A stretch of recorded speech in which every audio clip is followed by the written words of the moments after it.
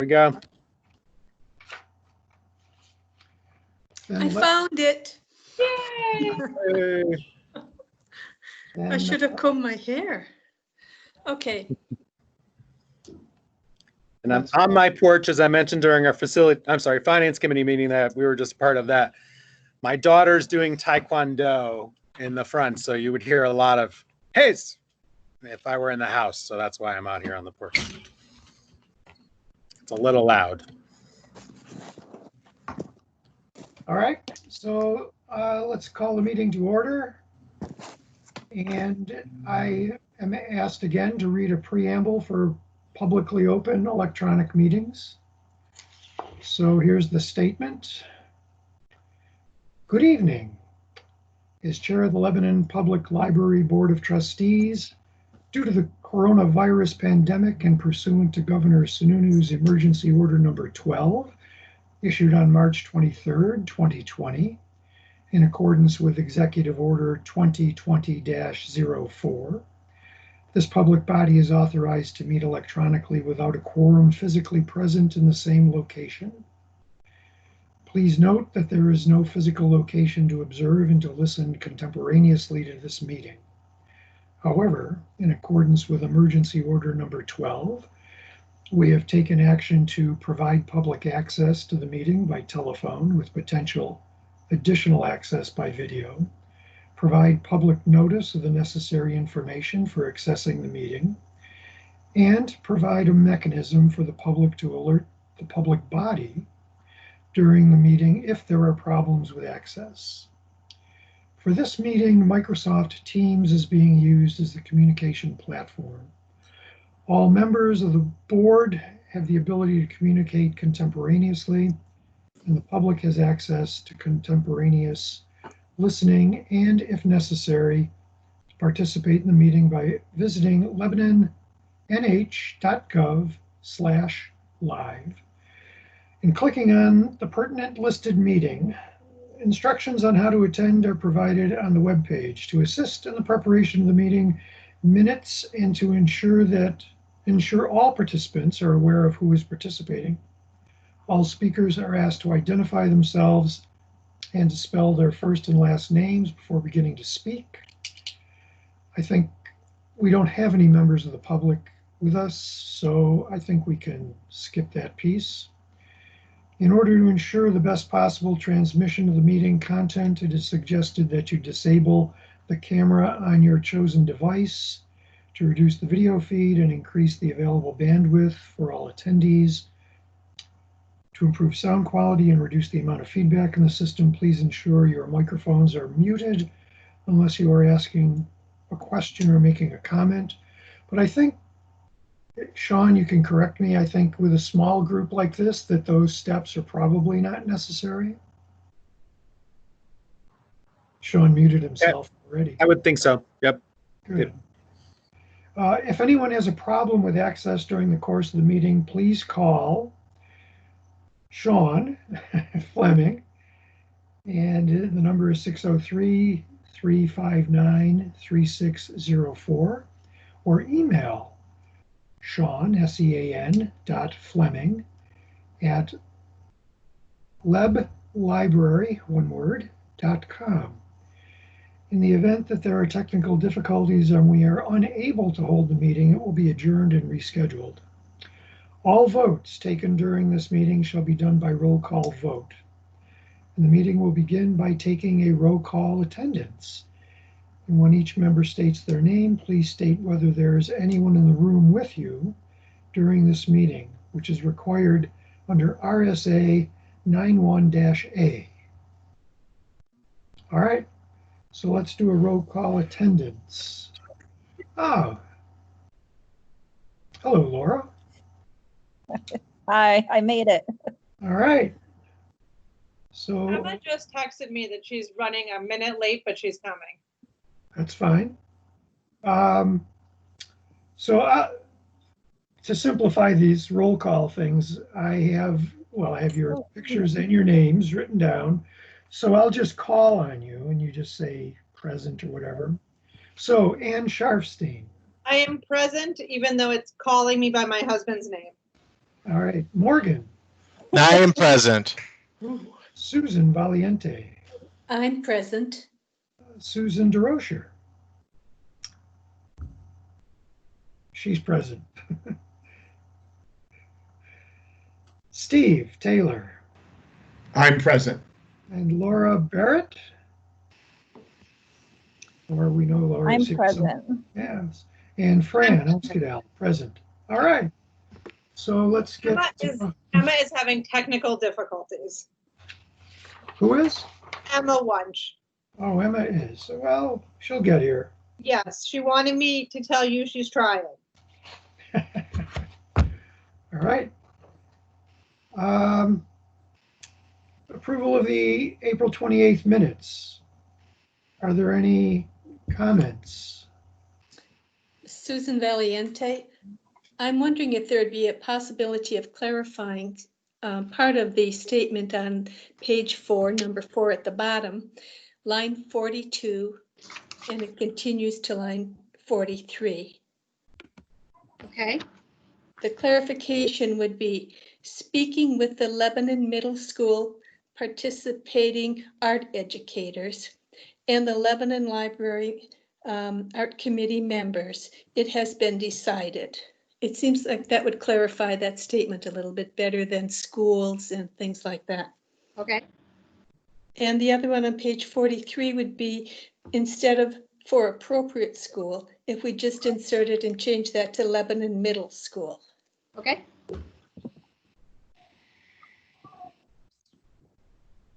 Okay.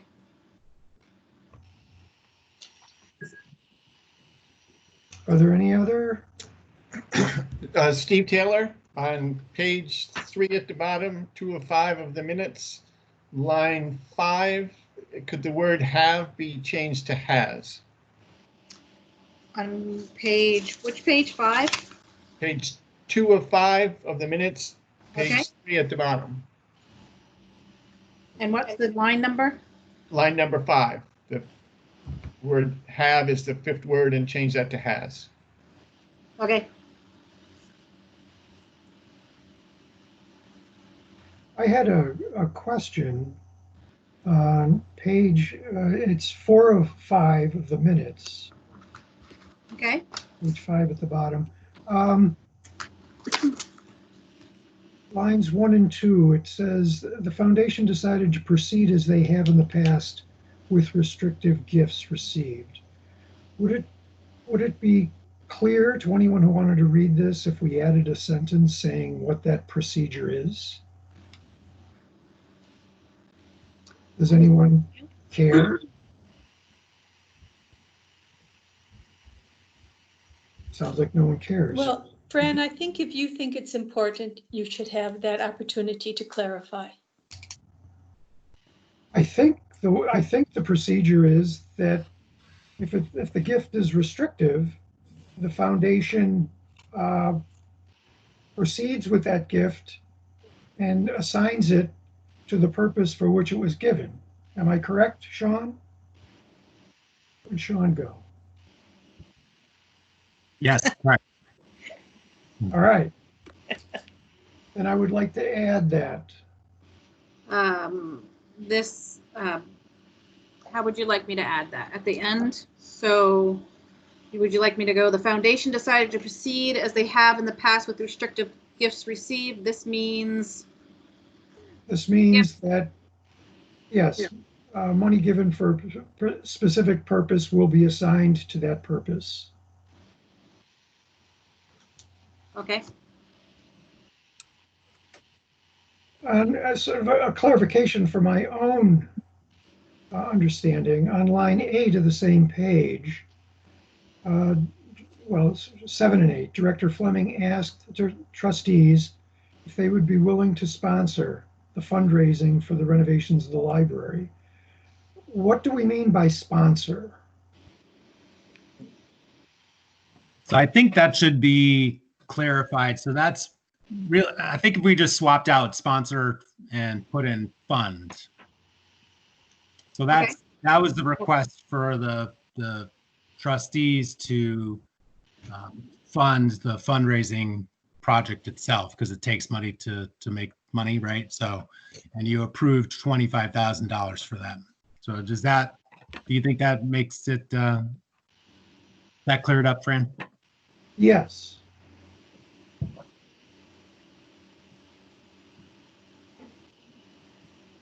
Fran, I think that also makes it consistent with the wording on lines 14 and 15 of the motion, which says that we'll authorize spending up to 25,000.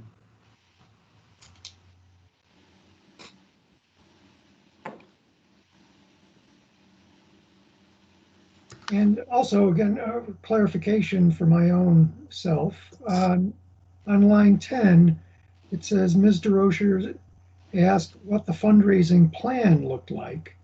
And Director Fleming said he would talk to the treasurer of the foundation who had been involved with fundraising for the Kilton Library build, and we'll get the information to the trustees. Okay, I'm sorry, that makes sense.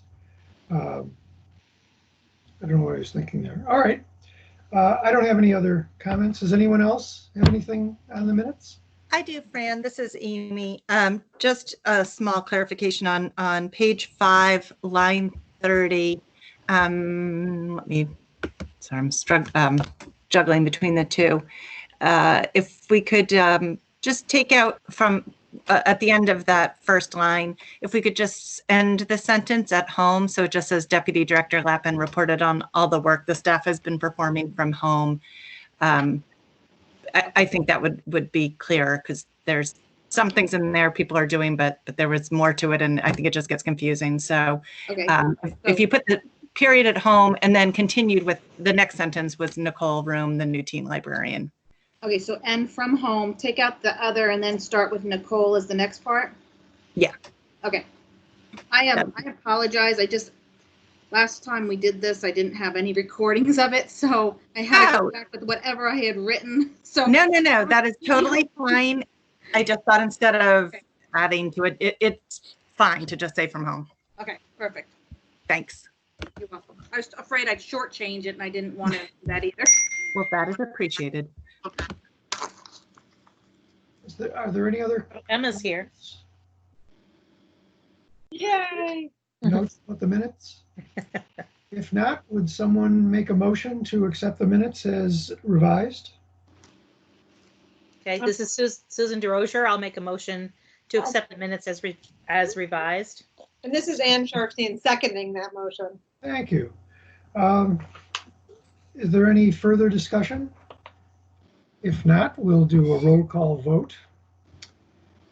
Ann, Yes. Morgan, Yes. Susan Valiente, Yes. Fran, yes, Susan DeRocher, Yes. Steve, Yes. and Laura. Yes.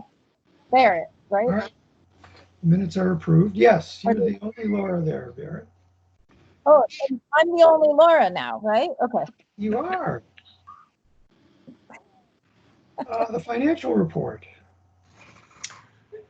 I emailed everyone the updated schedules for February and March for special funds and the April for the city operating budget. Barbara, I think you can just use that email as the finance report if you want to put that in the minutes that way. I will do. Thank you. I think the highlights are that we're running significantly below budget. We expect that to continue both because we have unfilled positions and because of the shutdown of the buildings. So by the end of the year, we're expecting there will be a very significant surplus. And at the finance committee earlier, we discussed the idea that those are funds that should significantly be paid over to the trustees. So it would go into our special funds accounts. And we talked about the idea, which we'll explore in the coming months as we get better information on what's happening, of how we might want to try and maximize that by some deferred maintenance, possibly some reduction in book purchases, which Sean seems to think will occur naturally, and other expenses, so that we will have money to add to our rainy day fund and make that more significant, with the expectation that there will be budget cuts in 2021 and 22, and that we might be able to help the library to offset some of that, with our focus being that we want to try as much as possible to maintain employment for all existing library employees. So I think that's where we are with that. In terms of the special funds, there's really been very little activity year to date, and we are seeing that the fines revenue is off some, but it's not a major issue. And we're waiting for the foundation to send us our funding for the year. So we're a little behind budget on that. But again, that's very normal for this time of year. So if anyone has any questions, I'll be happy to answer them.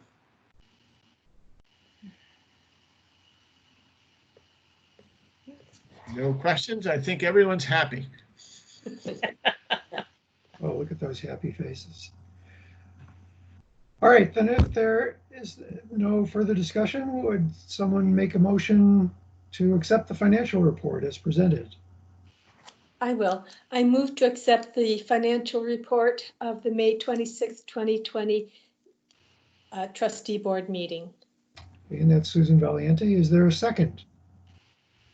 I can second it. Emma. Emma, hi, Emma. Hello. There's a second. If there's no further discussion, then we will proceed with yet another roll call vote. Anne. Yes. Morgan. Yes, sorry.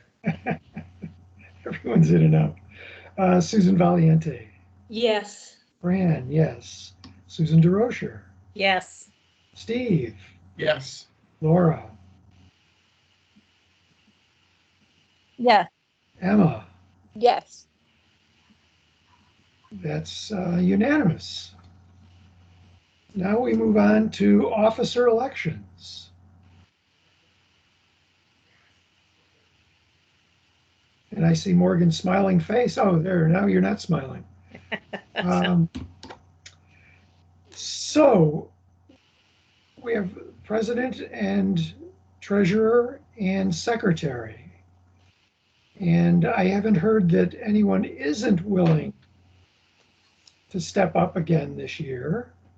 So can we run on a single slate? Yes. The 2020 Susan slate? Valiente, yes. Uh-huh. So that would be Fran for chair, and Susan Valiente for secretary, and Steve for treasurer. Is there any Okay. discussion? May I make a motion? Well, I was going to ask if there is any discussion. I don't think there is. Unless I'm wrong.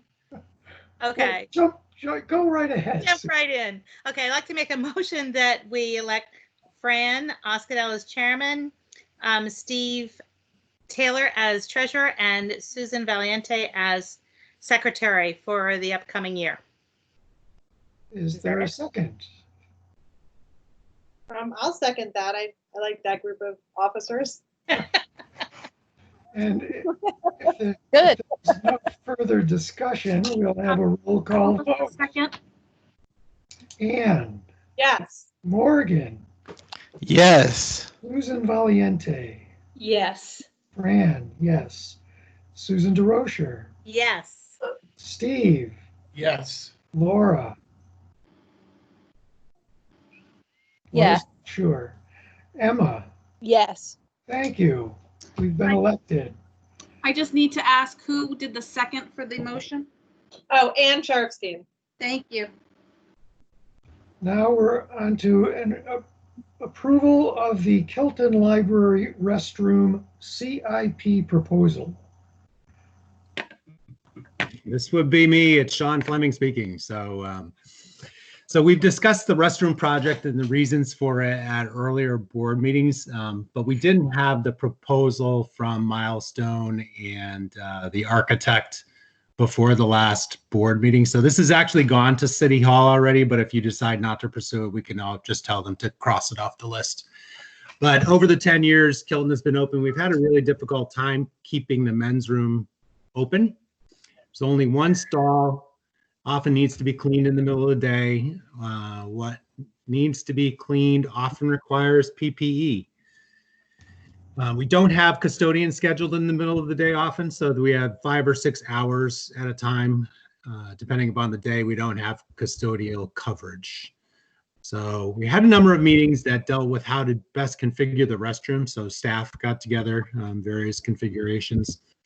So librarians don't have to clean them. So currently, right now, as of the end of last year, I think I've talked about this before, but I'll just refresh you on this. We have locks on the doors, so anyone can use either bathroom.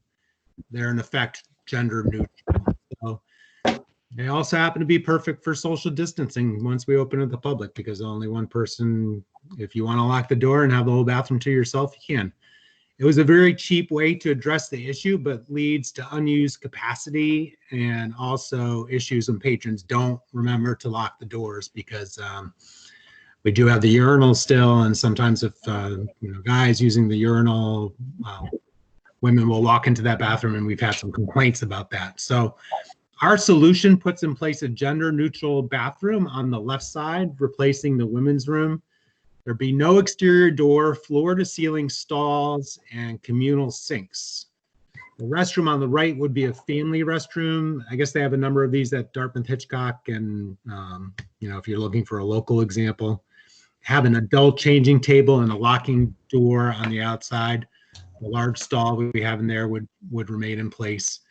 So the plan addresses librarians cleaning toilets, which has happened within the week. I'll just give you an example. Within the week of us announcing we're going to make this change, and I'd hired a locksmith, we had 2 incidents in one day, in about an hour of each other, where one of our subs, we only had subs on the desks, and I think a number of us had meetings there, were the only ones in the building.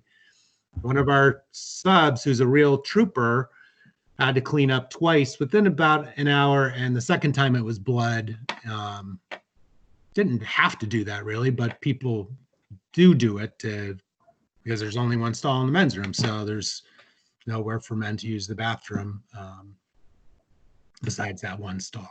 So I really want to get away from that kind of issue. So it eliminates that. It gives people privacy also. You can still have privacy in that family restroom on the right-hand side if you want it. The stalls are going to be give you more privacy as well. It would use the capacity of the space, which we're not doing right now, and gives us additional services. We are providing the adult changing table too. So I received the cost estimate. No cost. SMP has helped us with the architectural plans. Lebanon Codes has agreed to the project. It doesn't meet the letter of the code, but in line with the spirit of the code. So Calvin Honeywell signed off on this, at least said it was okay for us to proceed. So that's pretty much it in a nutshell. If you have any questions, I can answer them for you. Amy's been involved in this project as well, so she might jump in as well during this conversation. So this is Susan DeRozier. I just not sure how that changes things. Won't you still have to clean the stalls? If it's going to happen, it's going to happen now in the bigger bathroom, right? No, well, the thing is, so you would I don't have, understand. you would have 4 stalls where anybody can use them, right? The issue now is you have one men's room with one stall in it, right? And you have 2 urinals in there. So if that gets trashed, we have to go in and clean. We have no alternative really.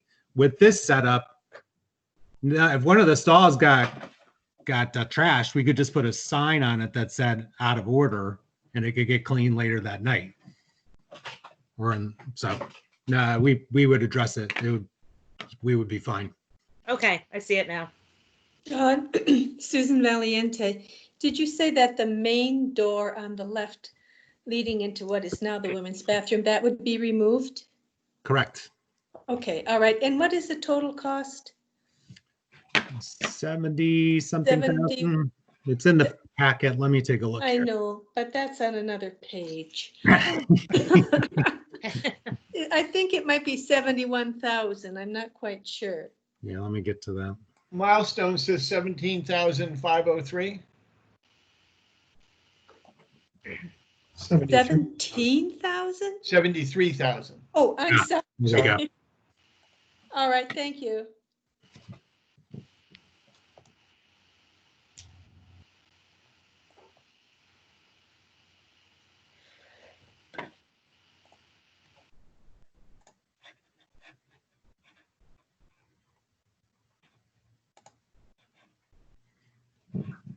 So could we approve this, this project, or are there more questions first? Sean, is there money to do this? That's a concern for me right now with everything that's going on. Yeah, well, I was concerned about that as well, but according to, from what I've heard through our architect who was talking to Sean Mulholland this morning about the 2021 CIP, it's the smallest CIP in a long, long time. I'm not sure how many years, but I can ask Sean Mulholland about that. That's okay. Yeah. Sean, this is Steve Taylor. Is it also likely that this will be funded along with a lot of other projects through the bond fund? Correct. Yep, that's where the money would come from. So it won't be in the operating budget for the city. It will be it'll be bonded and paid over 15 or 20 years. However many years, yes, correct.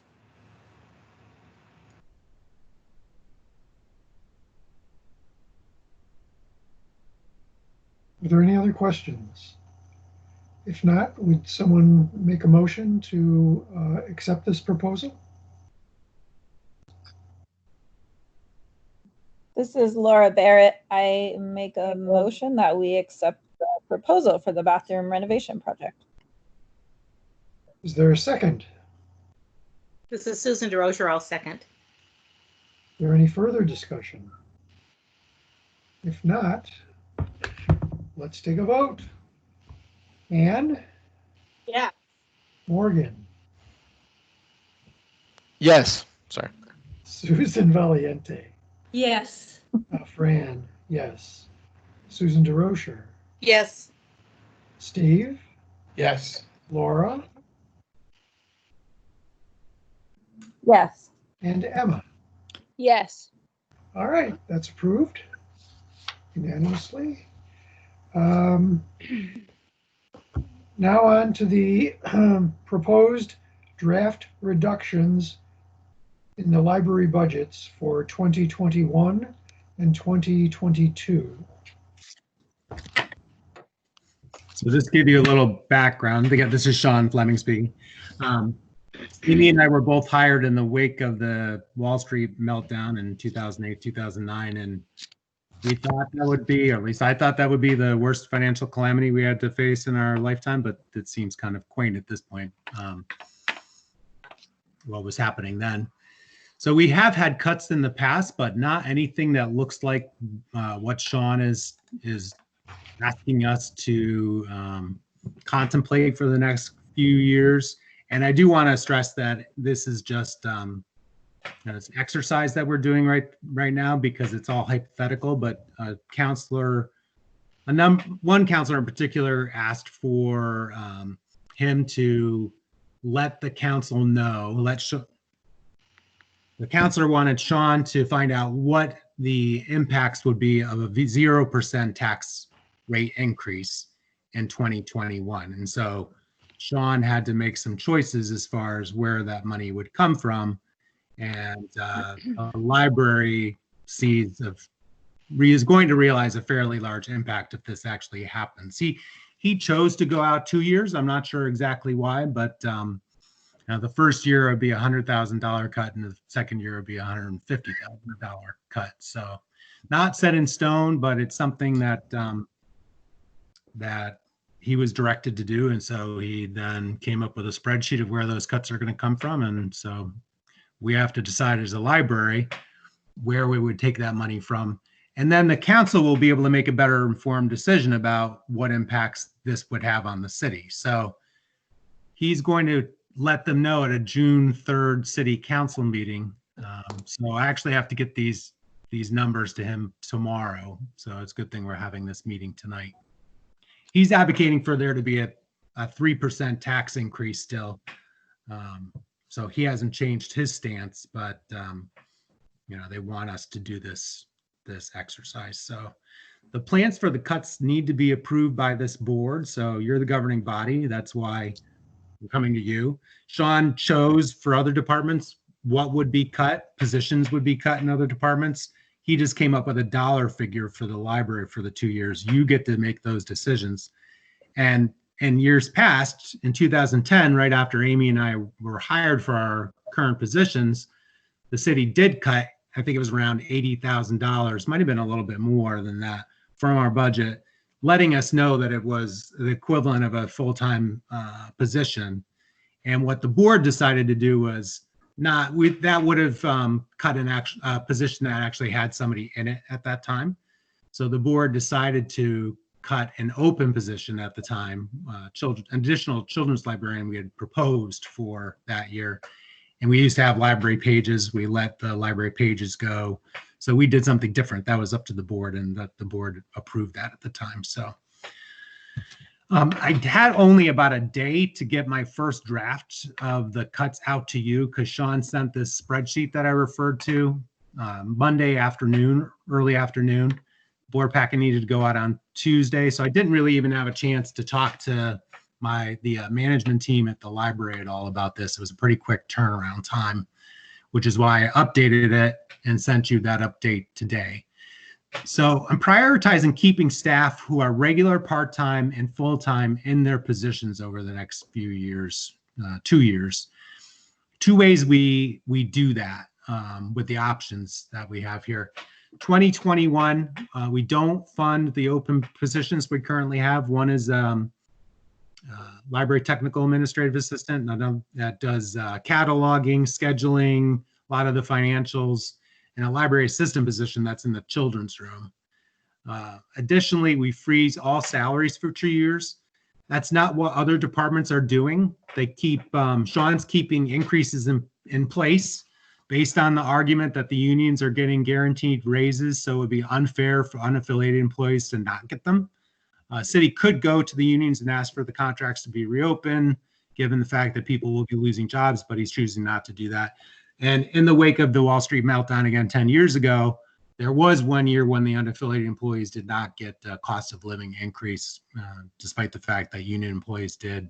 And Sean does not want that to happen either. I asked him about that, and he doesn't want there to be poor morale on the part of the unaffiliated. He thinks there should be parity. If the unions are getting a raise, then union employees are getting a raise, then the unaffiliated should too. We don't have union employees at the library, and in the interest of preserving jobs, I would like, and actually talk to all the staff members about this, and they realize it would be difficult because costs are going to go up over the next few years. Food already is going up recently. Healthcare is probably going to go up. You're really going to be, even when you freeze your salary, you end up generally losing money because of inflation. But people are willing to absorb that to preserve positions. So part of last week, discussions were held, which also, took some time to figure out, could the library go a separate way on this? Sean was of the opinion that we could. Fran, when I brought this up with him, I think had already been thinking of it too. And Sean said that he believed the fact that the library board is a governing board would allow us to do that.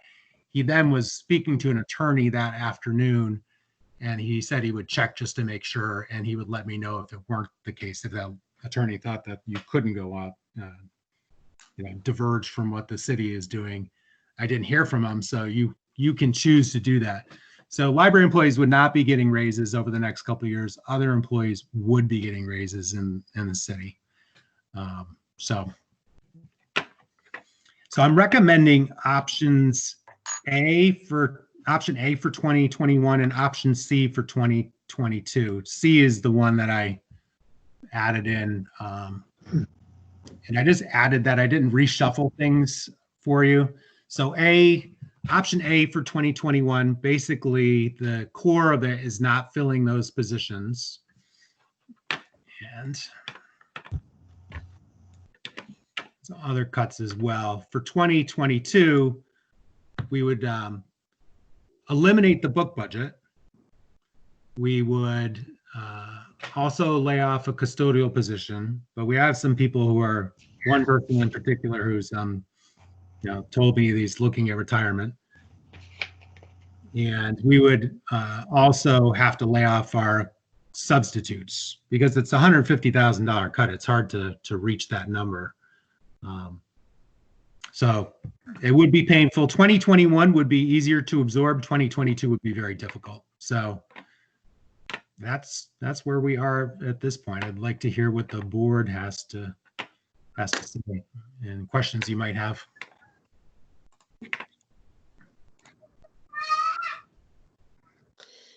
Sean, this is Susan Valiente. Do we have any idea what percentage of cuts or amounts that the other departments are taking? Is it equivalent amounts according to their budgets? Or how does this affect us versus other departments? So library and rec are taking, this is Sean, library and rec are taking the biggest hits. So, and if I didn't do the numbers, I didn't do the calculations, having looked at everybody's budget and totaled the cuts and all that. Yeah. I could, but I think the library has the highest percentage. The rec's not far behind. Rec department's not far behind. Police and fire can't be cut as far as some of their labor is concerned this year because they receive grants that don't allow for those cuts to happen. City, various departments in City Hall don't lose any employees at all. So, and the percentage cuts are much lower. So I asked Sean what the rationale was for taking the money where he took it from. And he said, it's two things. It's public safety is at the top of his list. And second is statutory requirements, regarding things that he has to make sure happen because of state statute. Thank you. Yeah, it's, if I were imposing these cuts, they would be done differently. But, obviously I come from just the library's perspective, right?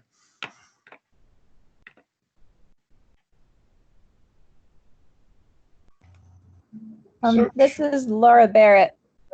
Can I ask a question? Thank you for that explanation that you'd received about, the justification for the distribution of the cuts.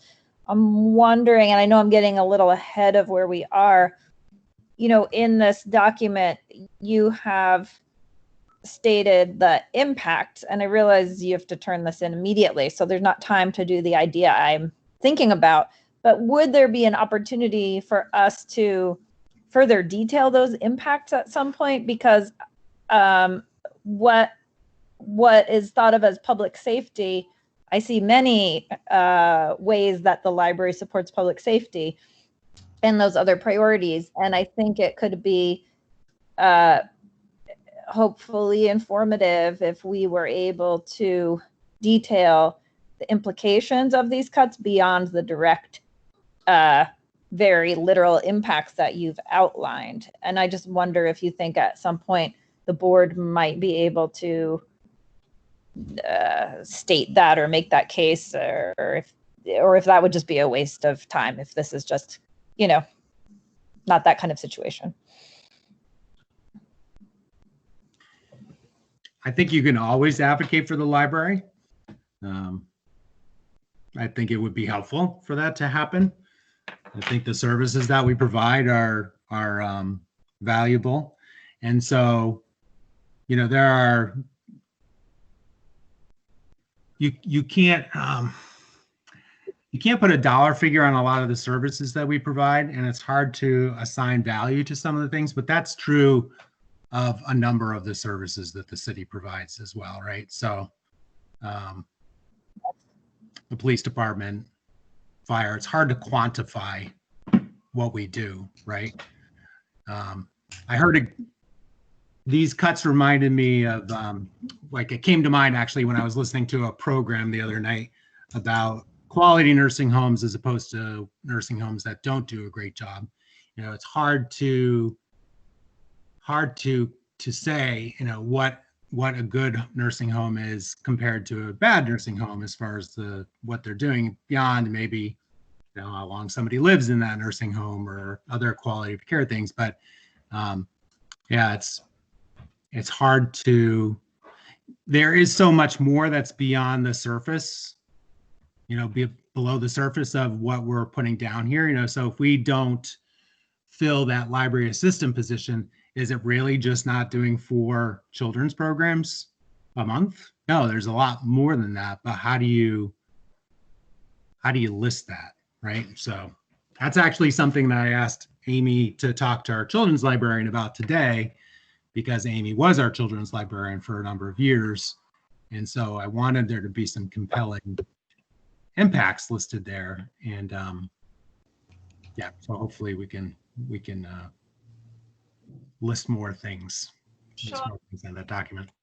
Have you heard anything from other Sean or from anybody about reopening the building? I mean, if we're not allowed to reopen the building, then that's money saved.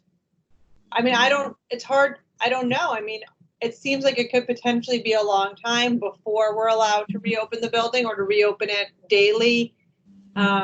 Is that something we can budget into these cuts?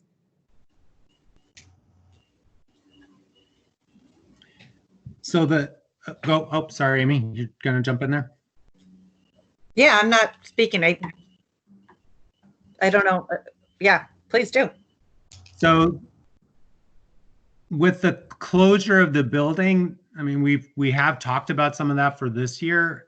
The one thing you can do is potentially drop the temperature, right? In the winter time, heat it to only 65 instead of 70, or if you don't have people in the building. There aren't a lot of savings that we could realize beyond the labor costs, really.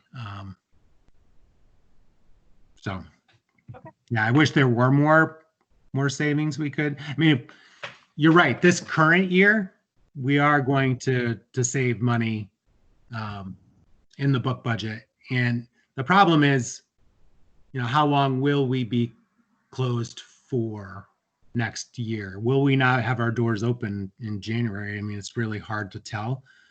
We would probably redistribute these cuts, I would think, as the year ended, but we're trying to look at 2021 now in May, and it's really hard to even look, like a month or two out right now, right? So we just have to do the best we can with the information we have right now. Sean, this is Susan Valiente. With their emphasis on public safety, I have some concerns about people in the winter who really come to the library as a place where they are warm and not out in the cold all the time. And that, I think, is something that may not have been considered by Mr. Mulholland. I'm not trying to criticize. It's just that, there are some of these things that we have provided just that are not really realized, I think, by a lot of people to help other people. Could that be something that we could illuminate for them in some way? This is Don. Yes, we could list that on the document as far as impacts are concerned. Yeah. Yeah, instead of cutting all the hours as much as they have, whatever they're planning on doing, that is a concern. So I think I'm going to follow up on what Laura asked about. I think you can advocate for the library, and if you know people on the council, you can talk to counselors, because they're really the ones. Sean's not the one who came to the council and said, hey, let's cut the tax rate to 0. Is the counselors who asked him to engage in this exercise. So talk to counselors if you know any. Mm-hmm. This is Amy. I just wanted to add, so I did speak to Amber today, but it wasn't in time to get the board, the impacts, but I did add them to the document that we have, the living document we have going.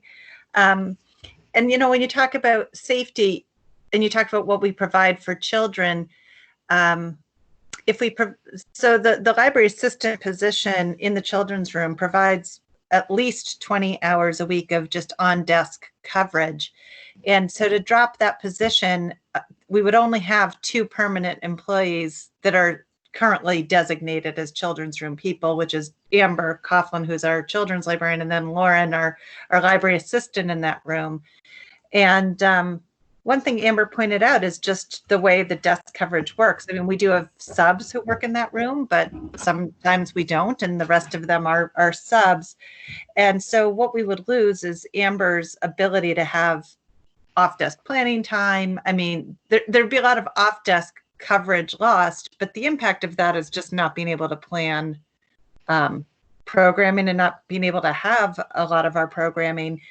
It also impacts just the greater library because Amber and Lauren and that position that was Carolyn Crocker's also all provide reference services. So we're going to be cutting a lot of we'd have to cut just a lot of services that we provide to everybody. But I think in terms of safety, you would want people in the children's room as much as possible.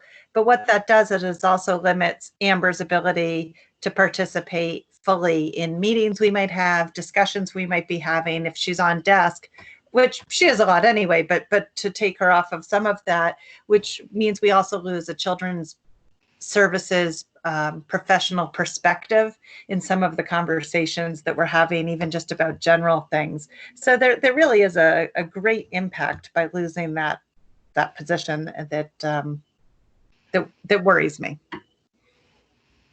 It also means Amber, we have 2 libraries, so we'd end up with about 60 hours of on-desk coverage, eliminating both of those positions, any off-desk time, which gives you about 30 on-desk hours a week at each library, which we're open more than 30 hours a week. And so it also reduces the time that staff can meet with each other.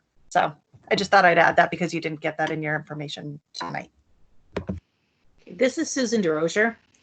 Who will cover those tasks that those people did? I mean, if those people have significant jobs to do, who's going to cover that? So I'll answer the question about the library technical administrative assistant. So that work would be split up 3 ways. So you would have Julie Kucher and Maria Ortiz doing a lot of the cataloging. Amy would have to take over the scheduling. I would have to do all the financial processes, the credit cards, doing all the invoices and billing and all that. That would be split up.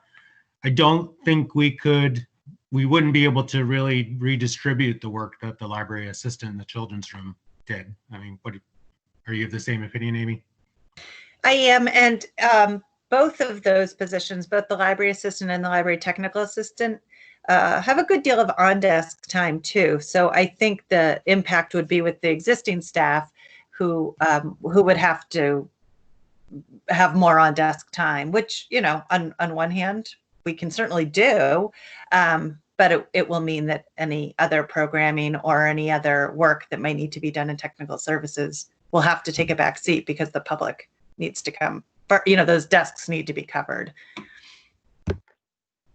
If I could share the document with you that Sean sent out to department heads, I would, but the department heads have until June 3rd to talk to the employees who would be affected in the first 2 rounds. And to be clear, at some departments, there would be layoffs in 2021. And some of the positions that there's no, you don't have to guess who the person would be because there's sometimes only one person in the position, certain job title. So I can't reveal that document to you, but I'm not going to sugarcoat it. There's a large gulf between the library, the impact of the library cuts, and say the police department. That's one thing that was very striking to me. They do take cuts in 2022, but they have 5 times our budget, 4 or 5 times our budget, and they have a smaller reduction, overall reduction. Okay.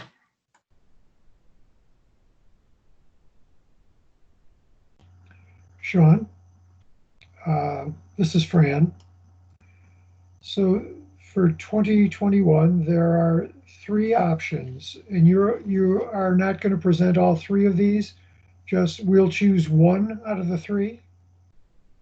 And again, for 2022, you'll choose one of those options to present to the city council. Is that Correct. The board Okay. gets to choose how the cuts will be distributed. So They're not- I would choose A in 2021 and C in 2022 from the spreadsheet that I sent earlier today. All right. Well, all the options for 2021 talk about all the options talk about freezing salaries, and I agree with that in terms as opposed to losing positions and laying people off. There's pain, but you're spreading the pain. I agree with Laura that fleshing out the impact statements as much as possible, where we talk about the elimination of monthly children's programs, we should put in some examples to flesh that out. If we're talking about cutting morning and evening hours at both libraries in addition to Sunday, I think we should talk about potential number of hours and how many days of the week are going to be affected. And then in 2021, for example, going from one option to the other, I'm wondering, why do you choose A over B or C?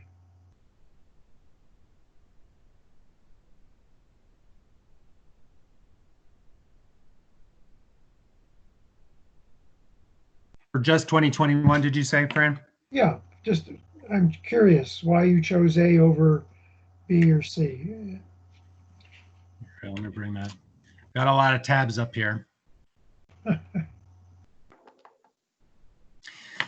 All right, so I'm looking at 2021 option A. So freezing salaries, as you said, across the board. I won't even talk about that. So not filling the positions. Let me take a look here. But that's pretty consistent. Yeah, well, it's not listed in option C that we would Right. actually fill one of the positions. I think that's the way to go right now, to not fill those open positions. The Sunday hours were something that was added a number of years ago. The city council wanted us to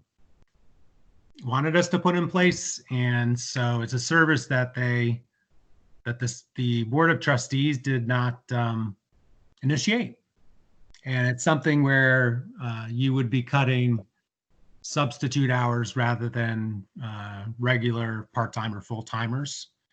And then the staff development and mileage and travel,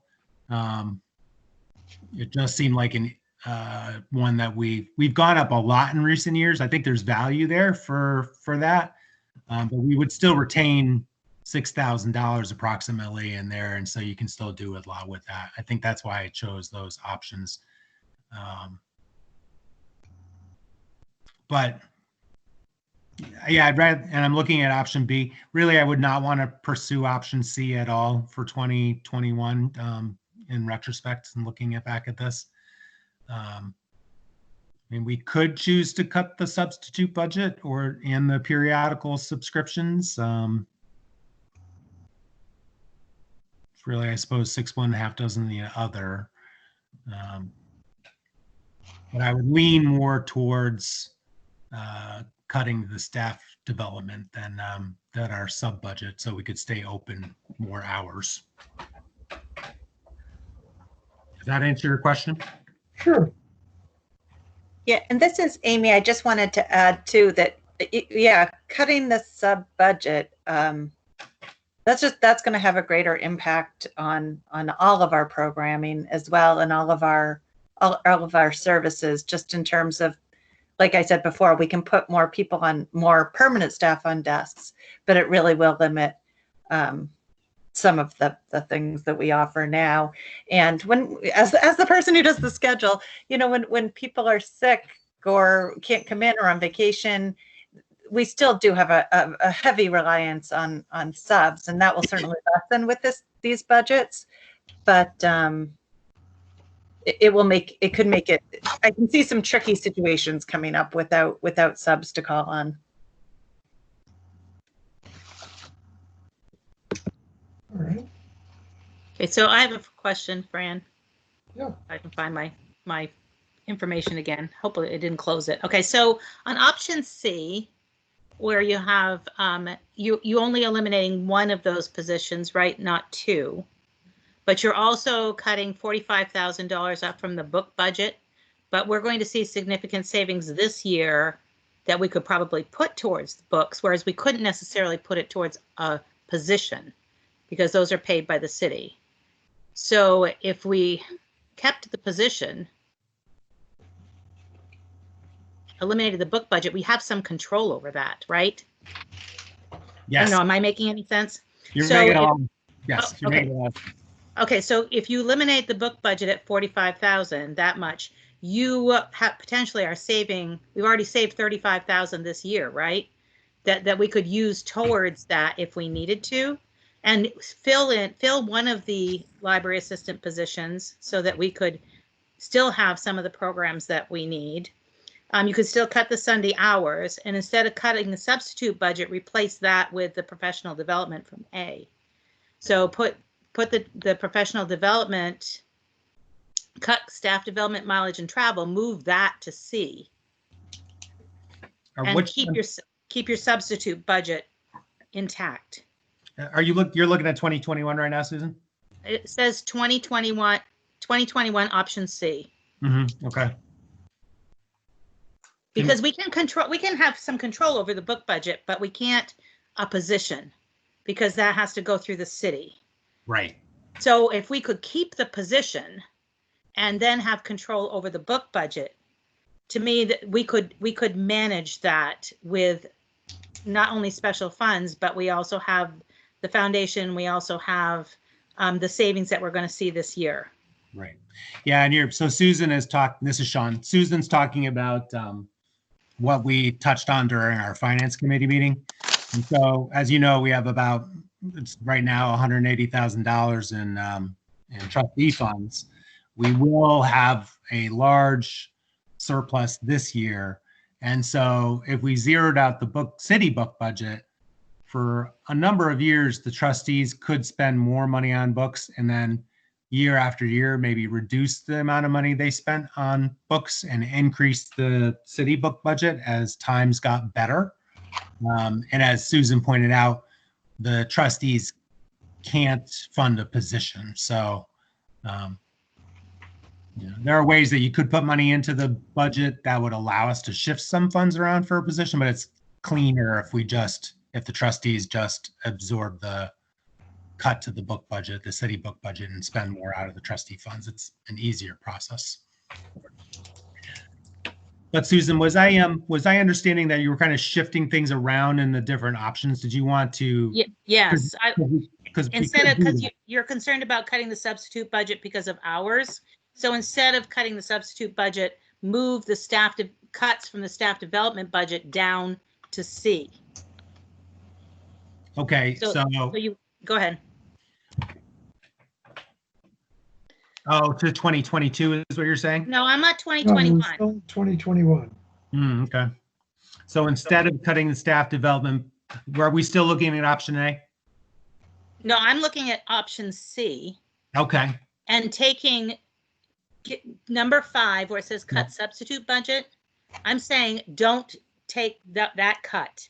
Instead, replace it with the staff development cut from A. But so I'd rather us not eliminate the book budget this year though, because not filling the positions, I think, is the easier route to take this for 2020, next year for 2021. And then in 2022, we could cut the book budget. I think because we have the money, we'll probably have the money this year that I would vote for C, and with that switch of the substitute budget and the professional development budget. If you do that, so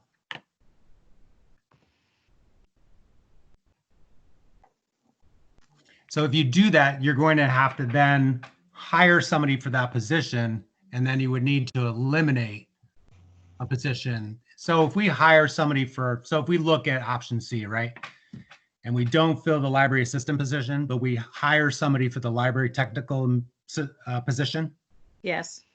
then if we do face that 0% cut, then we are going to end up having to lay somebody off eventually if we pursue option C, if there's a 0% in 2022. We can't pursue option C in 2022 if we pursue it in 2021. We have to then lay somebody off in 2022, and I'd rather not do that.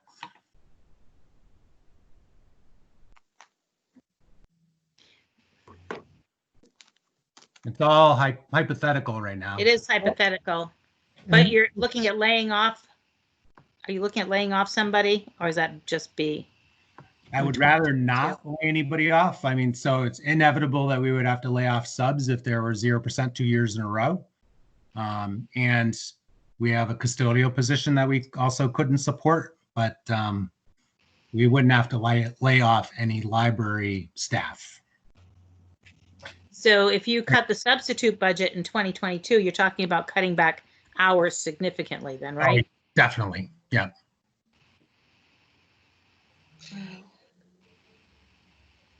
And that is that's in all the scenarios in 2022. Because there's nowhere else to take it from. So this is Fran. So Sean, one thing you're saying then is that the budgets for both 2021 and 2022 in this scenario, that we should be looking at these things together. We can't just say 21 and then 22, because whatever we do in 21 is going to carry over and have an effect or an impact on 2022. Correct. Right? Yep. Yes.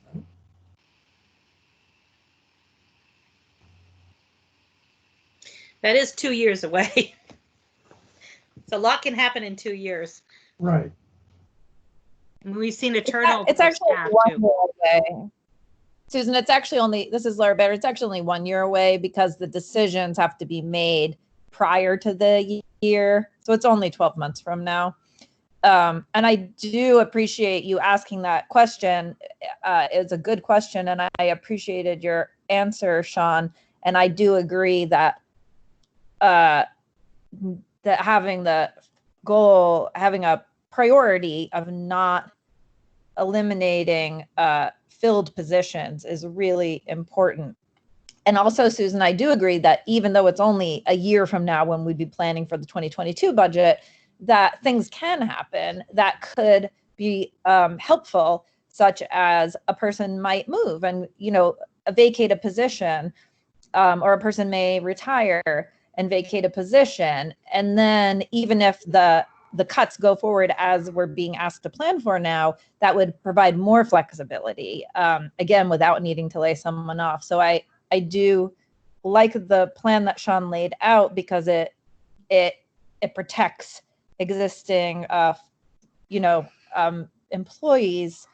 But I do agree, Susan, that things can happen in the year that might take some of the pressure off and allow us in 12 months to make different choices and say, we really need this position that we had said we would eliminate. But look, in the meantime, somebody moved away and they vacated a position. And now we have some wiggle room to move around responsibilities and to get creative with filling the roles we need. That's a good way to put it, Laura. Yes, because there could be retirements or resignations. I mean, we are very fortunate in that Philip Wiepken decided to resign from his position at the time that he did, and that Carolyn Crocker, after 15 plus years with us, decided to retire and move down to Rhode Island. If we didn't have that, we would be facing potential layoffs.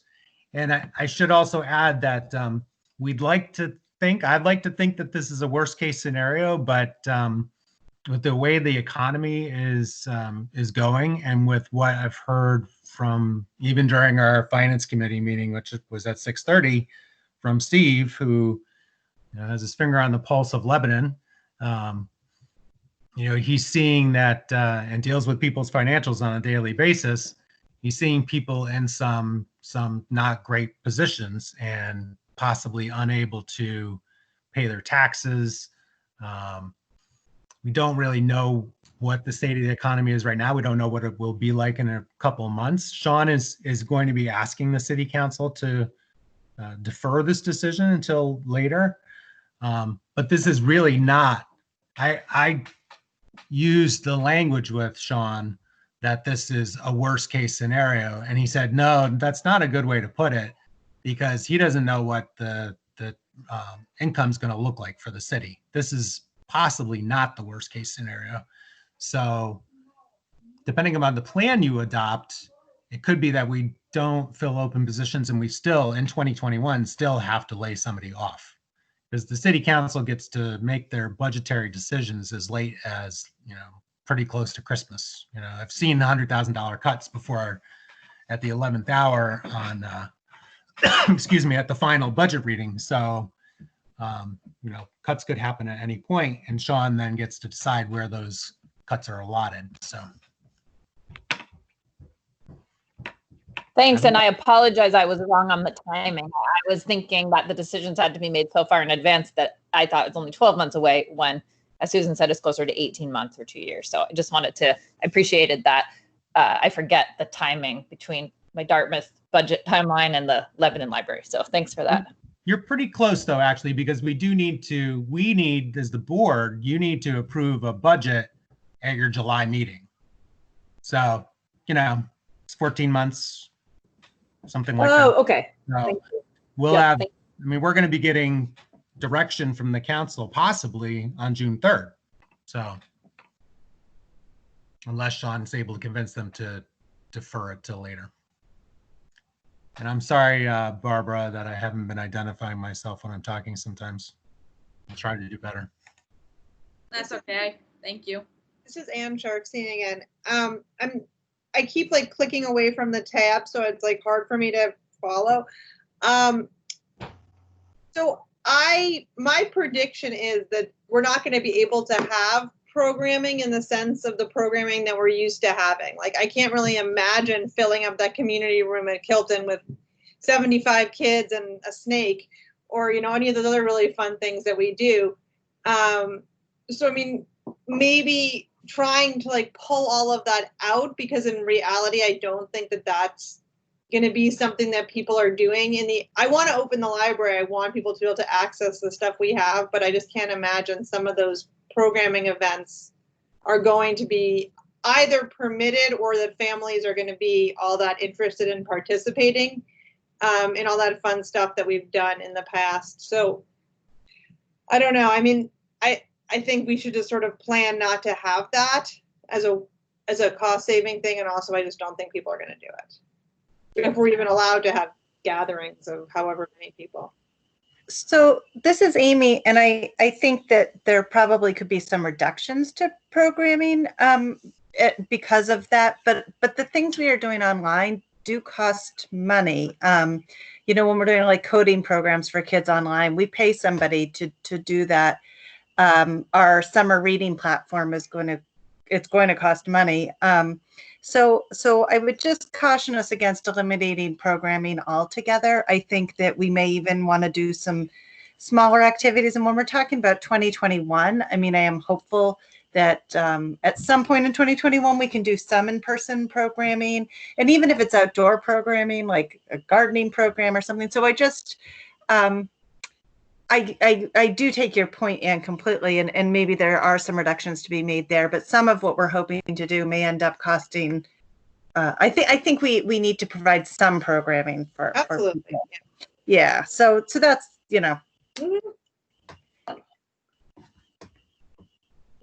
And Anne, were you talking about this year or next year? I just think I think within the next 12 to 18 months, it's large gatherings are not going to be a big thing. So. Yeah.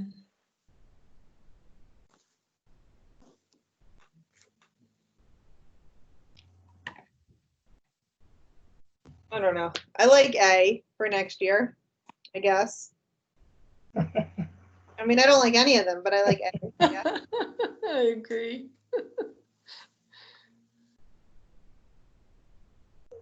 Shall we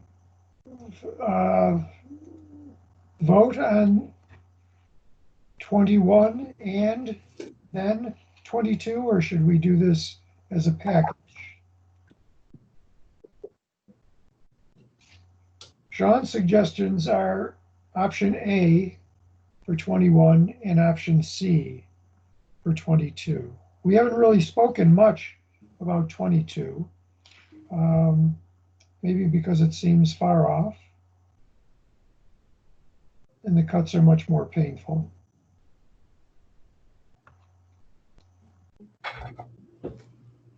Do we want to continue discussing this, or shall we take a vote?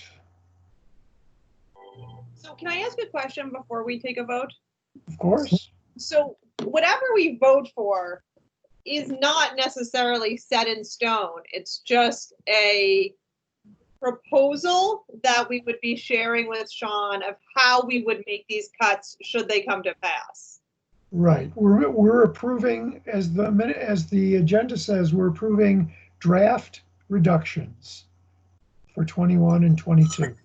So we could ultimately choose to reduce in a different way or for a different amount, more or less. I suppose. It is our decision. I don't think we can choose to reduce less. I think that Sean is saying 100,000 is Right. what he wants cut. So I think that amount stays. But if he came back to us later and said, here's the money that came in, what you actually have to cut is 85,000, we could then shift, right? This is not like a permanent budget, whatever. Depending on what the council would decide, you're saying.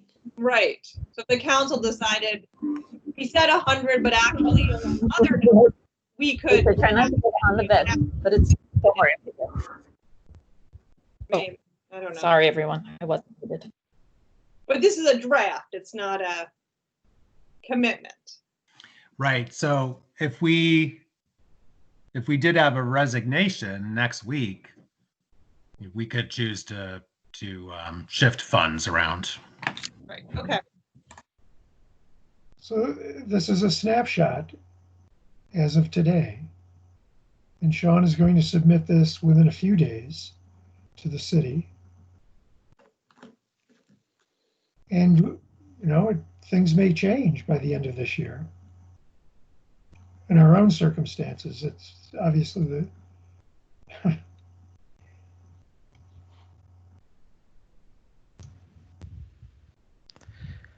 I'm trying to find out if I can eliminate a roll call vote here. Do we vote on each year, or do we vote on Sean's two recommendations? I say we vote as a package. All right. I agree. Yeah. All right, so let's vote first of all whether or not to accept Sean's recommendations, which are option A for 2021 and option C for 2022. Would someone like to make a motion to that effect? This is Morgan. I will. I move that we accept Sean's recommendations to accept option A for 2021 and option C for 2022. Is there a second? This is Laura Barrett. I'll second. Thank you. Is there any further discussion? If not, then we'll proceed to our vote. Anne, Yes. Morgan, Yes. Susan Valiente, Yes. Fran, yes. Susan DeRocher, Yes. Steve, Yes. Laura, Yes. and Emma. Yes. All right, so that is passed. Now we move on to the always exciting committee reports. Are there any?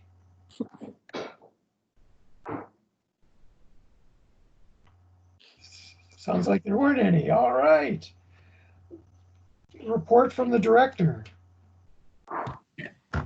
I'll give you a quick update on reopening. And fortunately, this won't require a roll call vote. So we met this morning, actually, I'm sorry, early afternoon, our management team. And prior to that, I caught up with Amy this morning about just sketching out a draft plan for reopening. A number of public libraries in the state are starting to do curbside. They already have started to do curbside, or they're planning on how they will do it. The statewide public library reopening task force came out with its recommendations last Thursday, or actually maybe it was late on Wednesday. And they have a 6-phase plan. It's a 38-page document, so it's a lot to absorb. We're just getting new information all the time about how long we might need to quarantine books as they come back in. But right now, it looks like we're going to open the book drops next week. Custodians are still working in the buildings, pretty much just them, besides myself going in Thursday afternoons. So they'll bring the books in, quarantine them. The week after that, they'll still be bringing the books in, but staff will come in just one at a time, so we're not overlapping shifts. We just need to get books checked in, things cleaned up. I mean, it's a time capsule right now from early to mid-March in the libraries, so there's a lot to do. And our goal would be to start doing curbside on the 15th of June. People are starting to inquire because they're seeing that other libraries are doing it. I've advocated to be cautious throughout this whole process. And like I said, there are some larger libraries that are starting earlier than us. Portsmouth, I believe, is starting earlier than we are. Concord, I believe, might be as well. But we are going to be a little bit earlier than Howe Library, which I believe Amy said is going to start doing curbside on the 6th of July. So we're working on a multiple phase plan, really, with opening the book drops the way we are. It looks like it might even be a 7-phase plan, pretty far out to getting back to normal. As Anne was alluding to, with that timeline as far as when people are going to feel comfortable going into large groups. But that's where we are right now, if you've been curious about what our reopening looks like. I would have liked to have gotten to this document quite a bit last week, but as you can imagine, looking at the potential budget cuts took up a lot of time last week. So any questions on that, on the reopening plan at this point? It's pretty bare bones right now. We haven't really fleshed it out too much. So Sean, this is Fran. I assume we'll be making announcements in various ways when the book drops reopen. Yes, definitely, because otherwise, yeah, people are really not going to notice, I think. So we're planning on doing a bit of a soft opening on that. At least that's what we discussed today during the management team on that first day, the 15th, with curbside, because we have a number of patrons who already have holds, and that's going to be the vehicle for us getting books to people. So we need to clear out the holds list, but we will get the word out to people there. We have a number of ways of doing that, and Celeste would be the person who would be taking care of that as the outreach librarian. And are you thinking of doing, this is Fran again, are you thinking of doing curbside at both libraries? So this is Sean, and yes, that was an issue we discussed today, and we're leaning in that direction. The management team committee, our management team, not everybody in that group is involved in the reopening committee, so we didn't get into all those details today, but that's something we'll be working on. I would want to go that route, and I want our courier to come back and move items back and forth for people, because it is going to be a reduced service. People are probably not going to be able to check out 40 books like they do for their kids now. But we want to make it as robust as we can.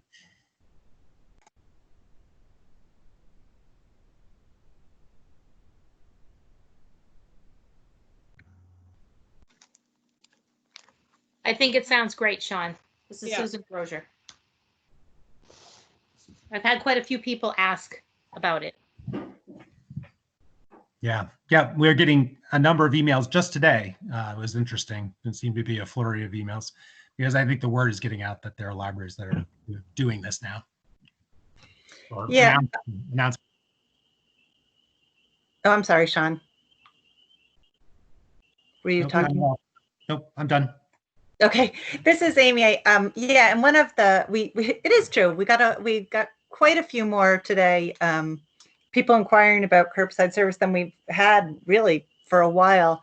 And I thought, I mean, obviously we're dying to get information and books and DVDs and whatever else into people's hands as best we can. So it's not for lack of trying, but one of the emails today I thought had an excellent point, which was just that the schools will be closing soon, and some families that maybe have access to Chromebooks and technology now may not after schools close. And this email was really a plea to reopen in some capacity so we can get kids books.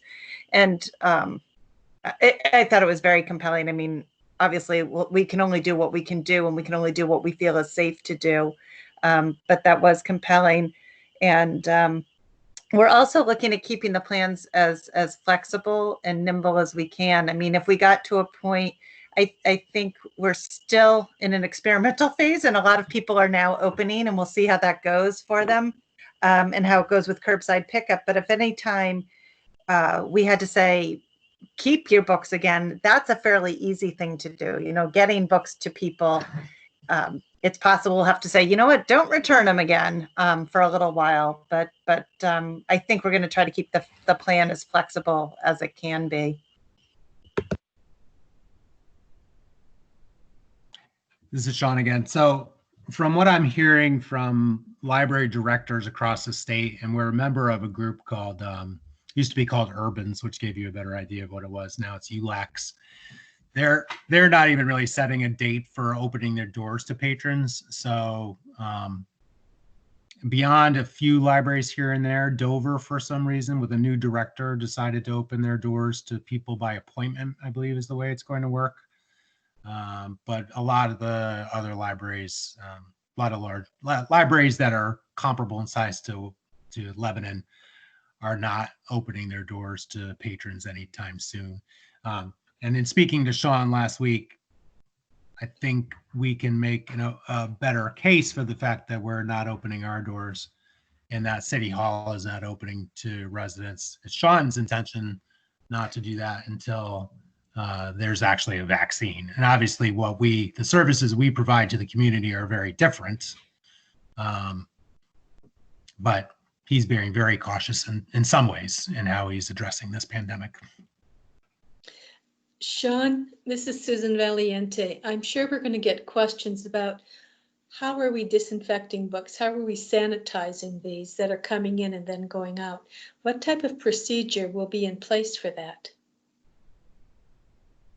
So this is Sean, and those are the details that need to be worked out. Most libraries are just setting their books aside and quarantining them for 72 hours. Around that amount of time, we'll probably do something similar, so we won't have to disinfect the books when they come in.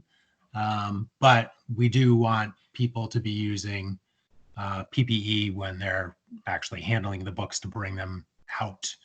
But the procedure for all that still needs to be worked out, and that's why we're not starting next Monday. We're looking to start on the 15th because we really want to have some good plans in place and make sure actually we can get access to like hand sanitizer and things like that. The library director down in Portsmouth had to make a deal with the guy at the local Walmart that they would set aside a case of hand sanitizer for him, like anytime he needed to go in there. So, something that we could pursue, but I'm going to try to actually ask Maria Ortiz if she can be the one to secure that rather than have to drop by Walmart when we need it. But, we need to work those details out, and we've given ourselves some time to do that. But good question. Yeah. And part of actually messaging and letting the public know that we are making this service available is how we're doing it too. We do want to reassure people that the items that we're circulating are safe. Good question.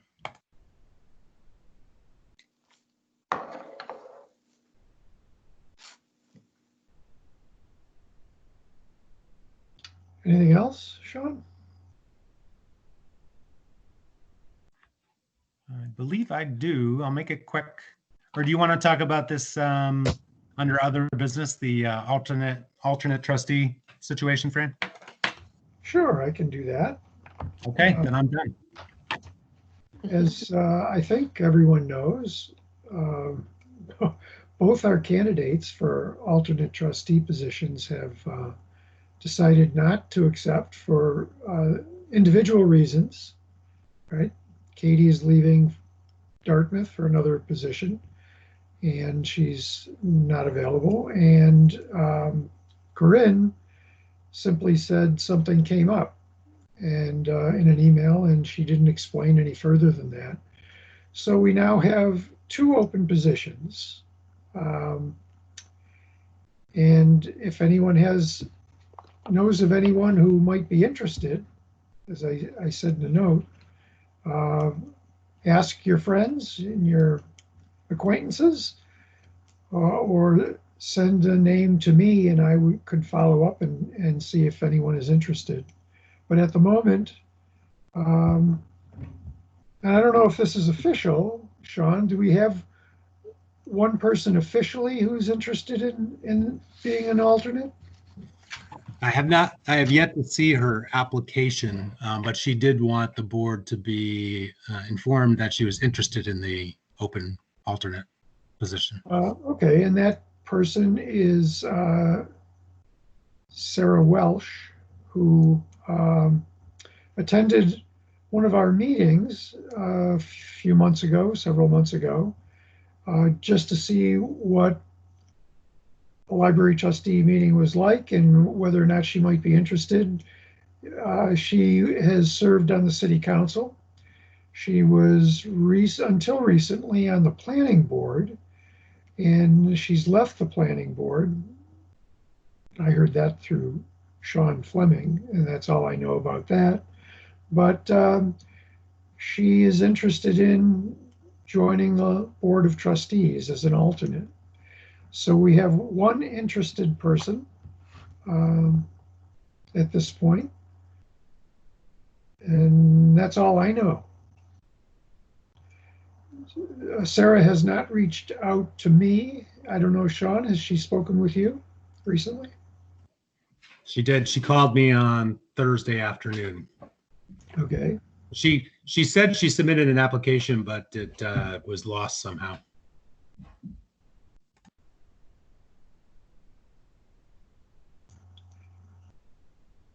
So that's where we are at the moment. And if Sarah has submitted an application, we will hear about it eventually. Fran, if I may, this is Susan Valiente. Don't they have to have attended a meeting within the last 6 months? Yes. Okay. Been a while since she came. Yeah, I don't know if it's been Yeah. more than 6 months, it may be. Yeah. It may have been last summer or early last fall. But yeah, that's presumably, well, I know I've already forgotten the process here. So she submits an application to the city clerk, and then we should be notified, in which case I would get in touch with her, as I did with Corinne and Katie, and let her know that she should plan to attend a meeting, and we'll give her the dates. Of course, we may be online again for the next few months. So she will sit in again, probably at another meeting, because it's probably more than 6 months. Yes, I think so. Before. And then we can talk to her and she can talk to us.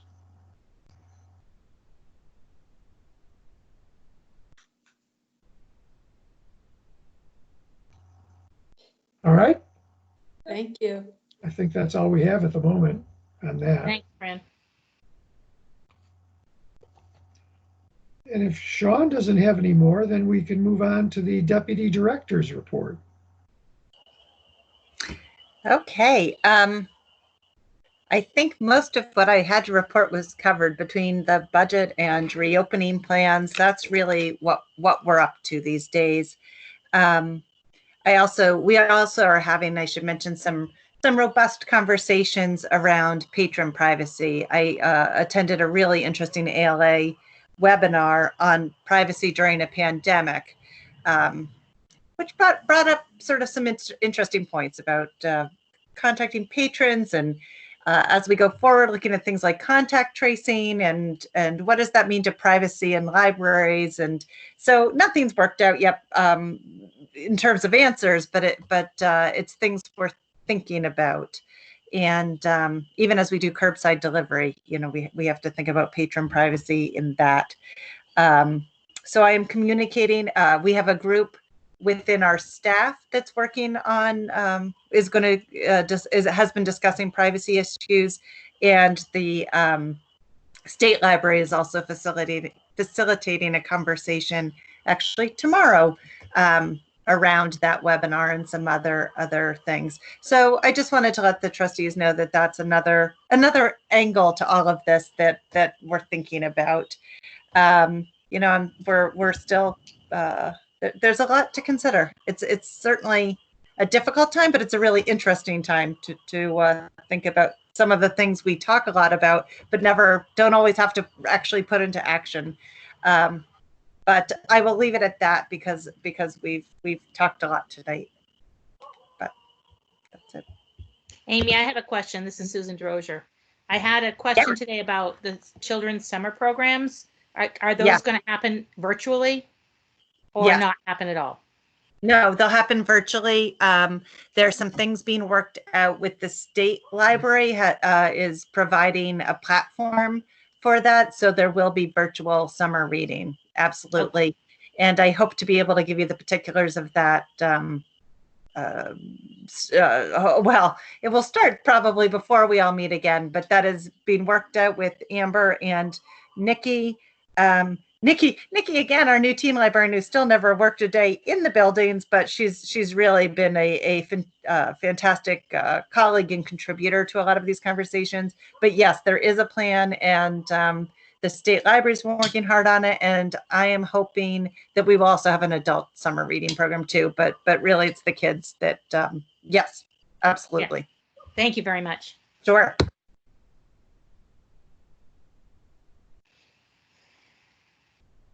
Well, we touched on other business. Is there any other business to bring before the group this evening? Just one more formality. This is Sean. So the board needs to approve Morgan Swan and Susan DeRochers as directors on the foundation board. It's a kind of quirk of the foundation bylaws that you have to actually approve the trustee representatives. I think we've discussed it in the past, but I just want to make sure that that's in the minutes. So if you do object, that means you're volunteering to take their place. Keep that in mind. Do you need a motion for this, or do we just? No, it doesn't. I don't believe you have to vote. Okay. You're good. Acclamation. We can all blink. All right. Sounds good. All right. If there's nothing else, then Susan, will you please take us away? I will do that. I make a motion to adjourn. A second, please. I'll second it. Susan Valiente. All right. All those in favor? Anne? Aye. Aye. Morgan? Aye. Fran? Aye. Susan? Steve? Aye. Laura? Aye. Emma. Aye. Thank you, everyone. Aye. Thank you. Thank you. Good Good night. night.